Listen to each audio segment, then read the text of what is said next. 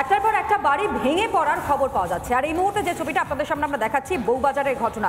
সৃজিতা দেখো, বউবাজারে সেখানেও বাড়ি ভাঙার সময় যে বিপত্তি হচ্ছে সেই বিপত্তির ছবিটা দেখাচ্ছি। বাড়ির একাংশ ভেঙে পড়েছে, কার্যত প্রমোটারের বিরুদ্ধে উঠেছে এখানে অভিযোগ, স্থানীয় বাসিন্দারা করছেন। সৃজিতা, একেবারে ভয়াবহ সেই ছবি আমরা দেখতে পাচ্ছি এবং যাবতীয় অভিযোগ প্রমোটারের বিরুদ্ধে। ঘটনাস্থলে বিজেপি প্রার্থী তাপস রায়ও যান, তার সামনেও বিক্ষোভ দেখান স্থানীয়রা।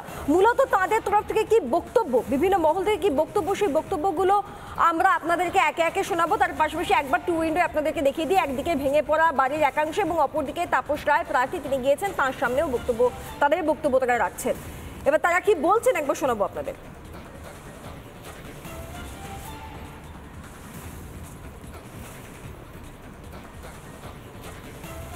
কটা হবে, 9:30 10টার সময় আমি একটু অবলাদের খাওয়াই, রাস্তার কুকুর বেড়াল, ওদের ভাতটা বসিয়েছিলাম প্রেসার কুকারে। হঠাৎ দেখি যে আমি বারণ করছি, 2-3টে মিস্ত্রি উঠলো। আমি বলছি ওরম দড়ি ধরে অত বড় পাঁচিলকে টানিস না, তোরা ভাড়া বেঁধে, কালকে বারণ করলাম, কথাটা শুনলি, কালকে করলি না, আজকে কেন করতে যাচ্ছিস? সেটা একটা দুর্ঘটনা ঘটবে, একটা ওয়ালে বাড়ি করতে করতে ওরা মানে একই দেওয়ালে দুটো বাড়ি? হ্যাঁ, একই ওয়ালে, তো ওই জন্য তো ভেঙে পড়েছে। তার করতে করতে আমার ওই যে কাঁচের, ওটা রান্নাঘর আমার, ওই যে অ্যাসবেস্টাস সেটটা, তখন আমি বলছি আপনারই বাড়িটা ভেঙে পড়েছে? হ্যাঁ। তারপরে ওই আমি তখন বলতে বলতে হঠাৎ দেখি একবার, আমি তখন দেখছি কি হঠাৎ অন্ধকার, আর আমার ওই সিলিন্ডার এরম করে লাফিয়ে উঠে গোটা বাড়িটা দুলছে। প্রমোটার ডেয়ারিং ভাবে কাজ করে চলেছে। প্রমোটার আজ অব্দি মুখ দেখিনি প্রমোটারের, আমরা আজ অব্দি প্রমোটারের মুখ আমরা দেখতে পাইনি। তাদের সব কি অ্যাসিস্ট্যান্ট আসে সব বাবা জানি না, তারা সব করে ভীষণ ডেয়ারিং, তাদের কথাবার্তা খুব খারাপ। আমার কথা না, পুরো বাড়ি কেঁপে উঠলো। এমনকি আমাদের সদরের যে আপনার ওই ইয়েটা, চৌকাটটা, ওটা পর্যন্ত ক্র্যাক ধরে গেছে। আমরা তো তখন বিছনায় বসে, সাংঘাতিক অবস্থা। প্রমোটার এটা দেখতে পাচ্ছি না, আমি দেখলাম পুরো বাড়িটা কেঁপে উঠলো ভূমিকম্পের মতো। আমাদের তরফ থেকে বলা হয়েছে, আমাদের তরফ থেকে এমনকি আমাদের যিনি পৌরপিতা কাউন্সিলরের কাছে গিয়ে ওদের সাথে সেটিংও হয়েছে। উনি বলেছিলেন যে যা যা হবে আমরা আছি। এখন তো তাদের কাউকে দেখতে পেলাম না।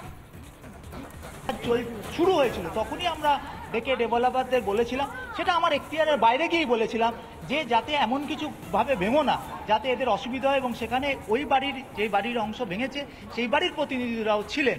ফলে এখন তারপরও দুর্ঘটনা তো বলে আসে না, দুর্ঘটনা ঘটেছে, আমাদের আরেকটু সচেতন হতে হবে এবং ওদেরকে ডেকে বলে দিতে হবে। এবং কর্পোরেশনকে আমি অনুরোধ করব যে বাড়ি তৈরি করার ক্ষেত্রে অনেক রকম নিয়ম কানুন আছে, যে একটা বাড়ি তৈরি করতে গেলে কি নিয়ম কানুন, কিন্তু এখন কর্পোরেশনের ভাবতে হবে কর্পোরেশনকে যে বাড়ি ভাঙতে গেলেও কিছু নিয়মের পরিধি, নিয়মের বেড়াজাল তৈরি করা দরকার, যাতে এই ঘটনা দ্বিতীয়বার না ঘটে। কলকাতার বিল্ডিং ডিপার্টমেন্টে কলকাতা পুরসভা, তাদের কথা আর আলোচনা করে লাভ নেই। এরকম বহু নিদর্শন রয়েছে সম্প্রতি গার্ডেন ডিশ, আরও কি হয়ে রয়েছে কলকাতা শহর, যত গৃহ বা ঈশ্বরের কাছে একটা প্রার্থনাই আমি আজকে করব, যেটা হয়ে রয়েছে সেটা তো আর বদলানো যাবে না, তার রেকটিফিকেশন হবে না, করতে পারলে করুক। আমি ঈশ্বরের কাছে একটা প্রার্থনা করব যে আর যেন এই ঘরদোর চাপা পড়ে বাসিন্দারা সেই বাড়িরই বা আশেপাশের বাড়ির বা যদি স্লামস থাকে বস্তিবাসীদের, তাদের যেন জীবনহানি না হয়। জাহাঙ্গীর তো ওখানে দ্বিতীয় শাহজাহান, ওকে রেখে ফ্রি অ্যান্ড ফেয়ার ইলেকশন করা পসিবলই নয়।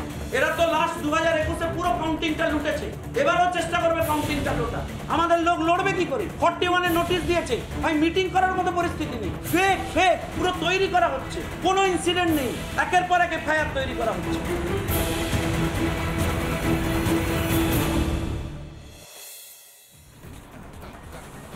শীতলকুচি জনসভা থেকে উদয়ন গুহকে নিশানা শুভেন্দু অধিকারী। উত্তরবঙ্গ উন্নয়ন মন্ত্রীকে গুন্ডা সম্বোধন শুভেন্দু। বিরোধী দলনেতা মানসিক ভারসাম্যহীন, পাল্টা নিশানা উদয়নের। শুনুন কি বলছেন তারা। গুন্ডা উদয়ন গুহ বিরাট নেতা, গোটা কোচবিহারকে জ্বালিয়ে পুড়িয়ে মারছে। একেবারে যে কথাগুলো বলে তাতে ওর কথাগুলো শুনে মনে হয় যে ও মানসিক ভারসাম্যহীনতায় ভুগছে।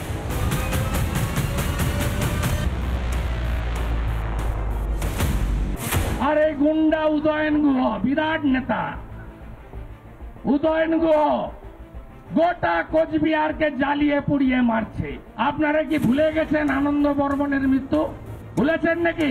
আপনারা রাজবংশী যুবক মৃত্যুঞ্জয় বর্মন কালিয়াগঞ্জে বুকে গুলি করে মেরেছিল, ভুলে যাননি তো? ভুলে যাননি তো?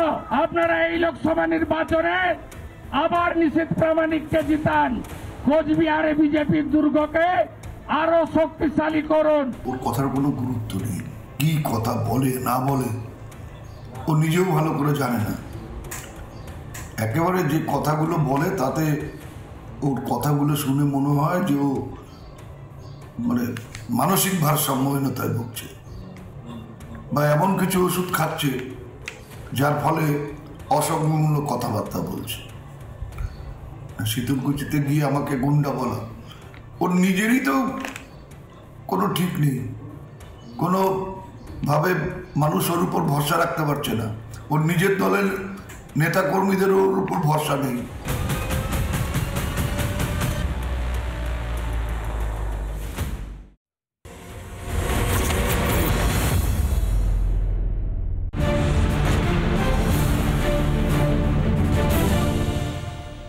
বড় ব্রেকিং এর দিকে নজর দেব। ইডি হেফাজতে শেখ শাহজাহানকে জিজ্ঞাসাবাদ ইডির রেকর্ড করা হতে পারে, তার যাবতীয় বয়ান। অর্ণব এই মুহূর্তে আমার সঙ্গে রয়েছেন। অর্ণব, ইডি হেফাজতে শাহজাহান রয়েছে, মূলত সূত্র মারফত কি জানা যাচ্ছে, কোন কোন বিষয়ে শাহজাহানের দিকে প্রশ্ন এগিয়ে আসতে পারে?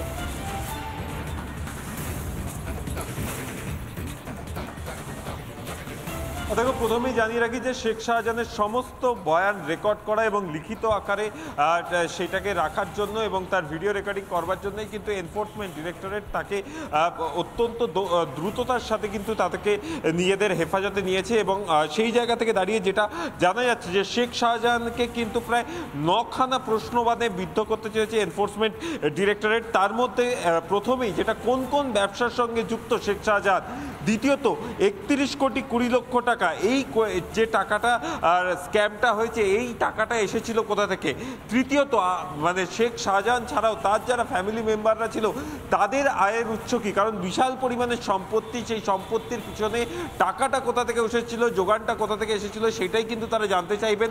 জমি কেড়ে নেওয়া অর্থাৎ ল্যান্ড গ্র্যাবিংয়ের যে কথা বলা হচ্ছে সেই ল্যান্ড গ্র্যাবিংয়ের ক্ষেত্রে শেখ শাহজাহান এবং তার কোন কোন অ্যাসোসিয়েটরা কাজ করেছিল এবং এক্ষেত্রে যাদের জমি কেড়ে নেওয়া হয়েছিল তাদেরকে টাকা দেওয়া হয়েছিল নাকি সিন্ডিকেট মেম্বারদের টাকা দেওয়া হয়েছিল, এটাও কিন্তু ইডি তদন্তকারী আধিকারিকরা জানতে চান। এবং এর পাশাপাশি একাধিক ব্যক্তির নামের তালিকা শেখ শাহজাহানের সামনে তুলে ধরা হবে যারা কিন্তু শেখ শাহজাহানের বিজনেস পার্টনার বা অন্য ক্ষেত্রে পলিটিক্যালি ক্ষেত্রে ক্লোজ অ্যাসোসিয়েট, তাদের সাথে শেখ শাহজাহানের কোনো রকম ফাইন্যান্সিয়াল টার্মস ছিল কিনা সেটাকে খতিয়ে দেখা হবে। এবং তার পাশাপাশি কার নির্দেশে এই কালো টাকা সাদা করার যে গোটা পরিকল্পনাটা সেই পরিকল্পনাটা চলতো, তার কারণ জ্যোতিপ্রিয় মল্লিকের যে চিঠি সেই চিঠিতে কিন্তু শঙ্কর আড্ড এবং শেখ শাহজাহানের নাম ছিল এবং সেইটাতে কিন্তু এই কালো টাকা সাদা করার ক্ষেত্রে শেখ শাহজাহানের যে একটা অত্যন্ত গুরুত্বপূর্ণ ভূমিকা ছিল এই চিংড়ি মাছের ব্যবসার আড়ালে, ল্যান্ড গ্র্যাবিংয়ের আড়ালে, সেটা কিন্তু এনফোর্সমেন্ট ডিরেক্টরেট মনে করছে। এছাড়াও দেশ ছাড়াও বিদেশে কোথায় কোথায় তার সম্পত্তি রয়েছে, তার কারণ যেটা মনে করা হচ্ছে বিদেশে বাংলাদেশ বা মিডল ইস্টে তার সম্পত্তি থেকে থাকতে পারে, সেখানে ইনভেস্ট করা হতে পারে। তার কারণ জ্যোতিপ্রিয় এবং বাকিবুর রহমানের সাথে কিন্তু এই শাহজাহানের ঘনিষ্ঠ যোগাযোগ ছিল এবং এদের টাকাও কিন্তু শাহজাহানের মাধ্যমে সাইপন হয়েছিল এবং বাকিবুরের মাধ্যমে কিন্তু জ্যোতিপ্রিয়র টাকা যেহেতু মধ্যপ্রাচ্যে থেকে জানার রয়েছে। আপাতত ধন্যবাদ জানাই অনব।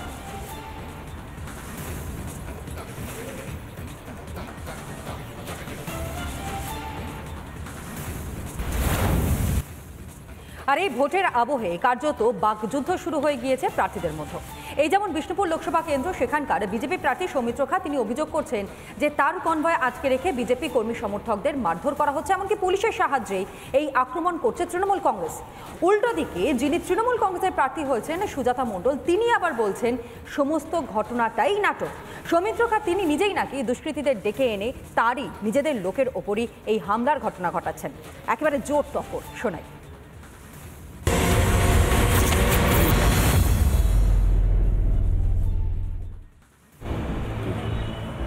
আমি একটা কথা বারবার ওসিকে বলতে চাই, যদি এইভাবে ঘটনা ঘটতে থাকে তা এলাকার মানুষ 2 লক্ষ মানুষ কিন্তু ঘেরাও করে।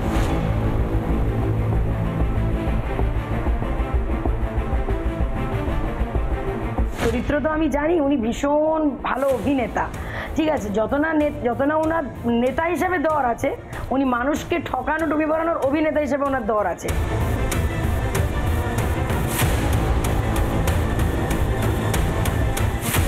তাপস বাড়ি এক গুন্ডা আমাদের বিজেপির কর্মীদেরকে মারধর করতে হয়েছে। আমি একটা কথা বারবার ওসিকে বলতে চাইছি যে ওসি বালির টাকা তোলার জন্য বেলুড় রসুলপুরে একটা অবৈধ খাদান সেইটাকে চালু রাখার জন্য তাপস বাড়ি একটা তৃণমূলের গুন্ডা, তৃণমূলের হারমাদ, তার কাছ থেকে টাকা নিয়ে তাপস বাড়িকে দিয়ে এলাকার মানুষকে অত্যাচার করছে।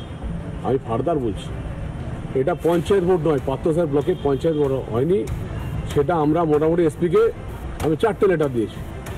তারপরেও তাপস বাড়ি অ্যারেস্ট হচ্ছে না এবং তাপস বাড়ি এভাবে করছে। এরপরে পতাকাগুলোকে আপনার আগুন লাগিয়ে দেওয়া হচ্ছিল। খুব পরিষ্কার বলছি, যদি এইভাবে ঘটনা ঘটতে থাকে তা এলাকার মানুষ 2 লক্ষ মানুষ কিন্তু ঘেরাও করবে। আমি এই ব্যাপারে ঠিকঠাক অবগত নই, কারণ আমি সারাদিন প্রচারে ব্যস্ত ছিলাম, বিষ্ণুপুর শহরের বিভিন্ন ওয়ার্ডে ডোর টু ডোর ক্যাম্পেনিং করছিলাম। উনি কোথায় আক্রান্ত হচ্ছেন না নিজের দলের লোককে নিজেই আক্রান্ত করাচ্ছেন এই ব্যাপারে আমি সঠিক জানি না। তবে আমার যতটুকু মনে হচ্ছে সেটা হলো, ওনার চরিত্র তো আমি জানি, উনি ভীষণ ভালো অভিনেতা, ঠিক আছে। যত না ওনার নেতা হিসেবে দর আছে, উনি মানুষকে ঠকানো ডুবি পড়ানোর অভিনেতা হিসেবে ওনার দর আছে। তার কারণ আমার তো পরিষ্কার মনে হচ্ছে উনি যেভাবে তৃণমূলের একজন অঞ্চল সভাপতিকে ডাইরেক্ট আক্রমণ করছেন না জেনে বুঝে, তাতে মনে হচ্ছে এটা যেন কোথাও একটা সেটিং গল্প। উনি নিজেই দুষ্কৃতীদেরকে উস্কে ওনার নিজের দলের কর্মীদের নিজেই মার খারাপ করিয়েছেন।